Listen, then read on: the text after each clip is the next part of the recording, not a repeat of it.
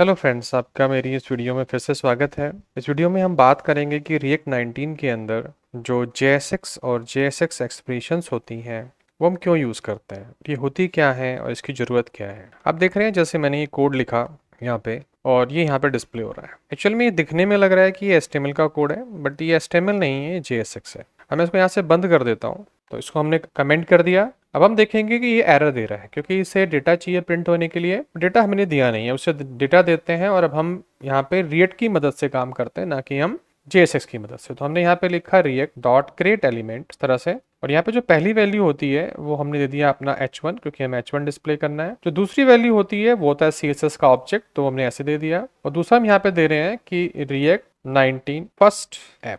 ध्यान दीजिएगा, जैसे ये लिखा है ऐसे ही मैंने इसको यहाँ पे दे दिया। अब ये JSX नहीं है, नॉर्मल कोड है, तो हम चलाएंगे तो हमारे ऐसे प्रिंट हो जाएगा। आराम से आ रहा है, कोई दिक्कत नहीं है, बड़ा इजी है जी, हो गया हमारा काम। अब आप देखेंगे कि अगर मुझे डिव टैग भी लगाना है और इसके अंदर ये प्रिंट करना है तो यहाँ पे मुझे क्या करना पड़ेगा, डिव। मैं एक और बना लेता हूँ ऊपर, रिएक्ट डॉट क्रिएट एलिमेंट। ध्यान देना, और मैंने यहाँ पे लिखा कि मुझे डिव टैग लेना है इस तरह से। अब डिव टैग के अंदर मैंने कहा कि कोई क्लासेस बनानी है, ऐसे ऐसे बनानी है। अब तीसरे वाला जो कंपोनेंट है वो यही होगा। ध्यान रखना, इस कंपोनेंट को मैंने यहाँ से उठाया और इसके अंदर यहाँ पे लिख दिया। ध्यान से देखते रहना। क्यों ऐसा किया, क्योंकि हम एक ही एलिमेंट एक बार में भेज सकते हैं, रूट वाला, मल्टीपल नहीं भेज सकते। यहाँ पे डिव टैग दिया, डिव टैग के अंदर हमने CSS लगा दी, कुछ भी नहीं है इसमें, और डिव के अंदर ही आ गया। अब ठीक है, जैसे यहाँ पे डिव के अंदर आ रहा था H1, तो अब देखो यहाँ पे आपको आउटपुट में कोई दिक्कत नहीं लगेगी, लेकिन ये डिव के अंदर आ गया। अब ठीक है, प्रिंट हो गया। अब अगर मुझे और कोड लिखना है, मतलब मुझे और कंपोनेंट इसके अंदर लाने हैं, तो इसके अंदर फिर मुझे यहाँ पे कंपोनेंट लिखना पड़ेगा उसके अंदर।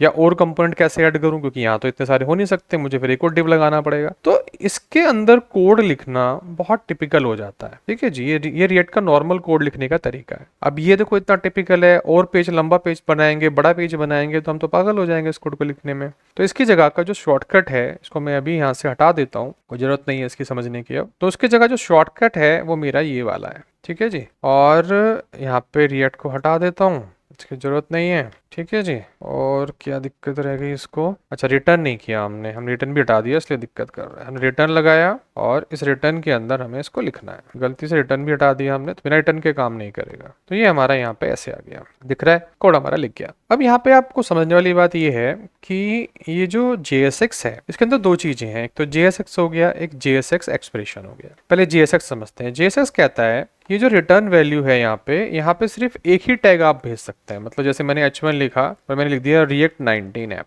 ध्यान दीजिएगा, तो ये एक ही टैग वापस जा सकता है, ऐसे ये आ गया आराम से। अब मैं इसके साथ दूसरा लगाना चाहूँ, मैं कहूँ भी यहाँ पे मैं एक और H1 लगा देता हूँ और मैंने कह दिया बाय डॉक्टर विपिन क्लासेस, ऐसे। तो अब ये मैंने ऐसे लिख तो दिया, ट्राई करते हैं भाई। अब देखो ये क्या आ रहा है, डॉक्टर विपिन क्लासेस आ रहा है, वो भाग गया। अब इसको यहाँ से हटा देते हैं ऐसे कोमे को।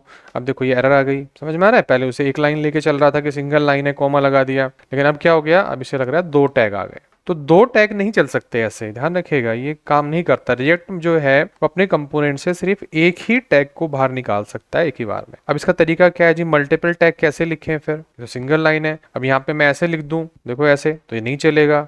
सबसे पहले क्या है कि हमें इस तरह से ये लगाना पड़ता है, पहले तो पैरेंथेसिस इस तरह से। अगर मल्टीपल लाइन लिख रहे हैं तो इसको नीचे ले आते हैं ऐसे, तो ये लगाते हैं पहले, तो ये समझने वाली बात है। JSX के अंदर पहले हम पैरेंथेसिस लगाते हैं ऐसे, उसके बाद हम ये मल्टीपल टैग लिखते हैं।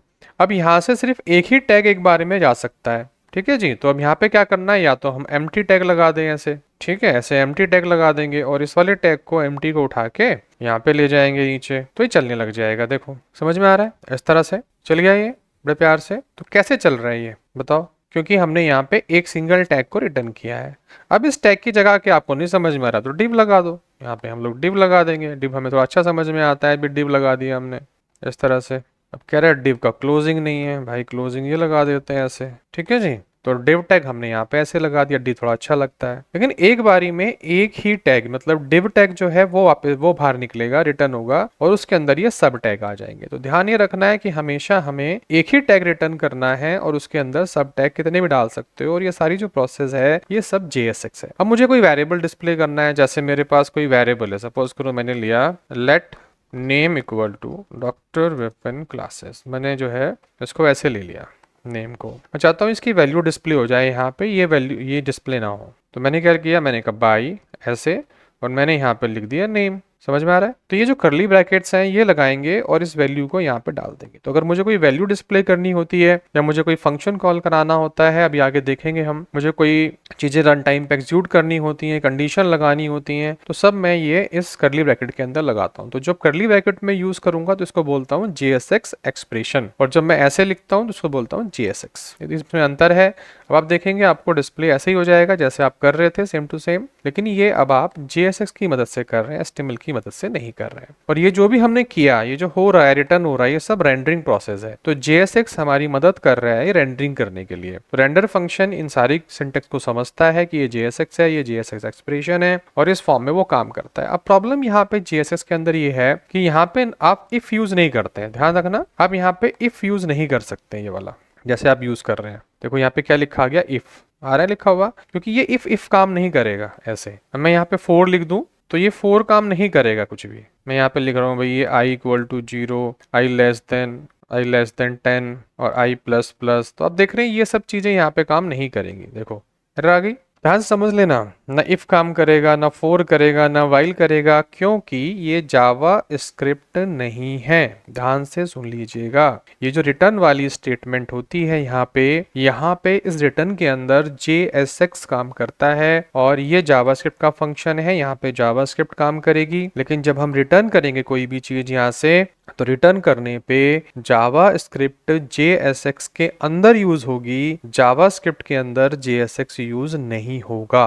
ये आपको समझना पड़ेगा ध्यान से। जब हम पहले PHP का कोड लिखते थे तो आपको याद होगा कि PHP के अंदर हम HTML लिखते थे, और फिर बाद में हमने HTML के अंदर PHP का कोड लिखना शुरू किया। तो HTML पहले आता था, फिर PHP आती। ऐसे ही यहाँ पे जो JSX है, इस JSX के अंदर हम जावास्क्रिप्ट का कोड लिखेंगे जैसे वो बताएगा उस सिंटेक्स के फॉर्म में। तो दो ही चीजें यहाँ पर हैं, जो टैग हैं वो HTML के जैसे लगते हैं, ये JSX है, और एक्सप्रेशन जो है वो कर्ली ब्रैकेट के अंदर यूज होती है। एक ही टैग एक बार में बाहर जा सकता है, तो इसलिए डिव लगा के सारा उसके अंदर कोड लिखेंगे। रिटर्न जो है इसके अंदर जो कोड होता है वो JSX का होता है, ये जावास्क्रिप्ट नहीं होगा, जावास्क्रिप्ट इसके अंदर यूज हो, और इससे बाहर का जो कोड होगा ये जो है हमारा होगा जावास्क्रिप्ट। तो ये समझने वाली बात है। तो इस वीडियो में हमने देखा कि JSX और JSX एक्सप्रेशंस क्या होते हैं, इसमें क्या अंतर होता है, कैसे यूज होते हैं, ये हमने इसमें डिस्कस किया। अगर आपको अच्छा लगा हो तो वीडियो को लाइक कर दीजिएगा, चैनल को सब्सक्राइब कर लीजिएगा, और वीडियो देखने के लिए धन्यवाद।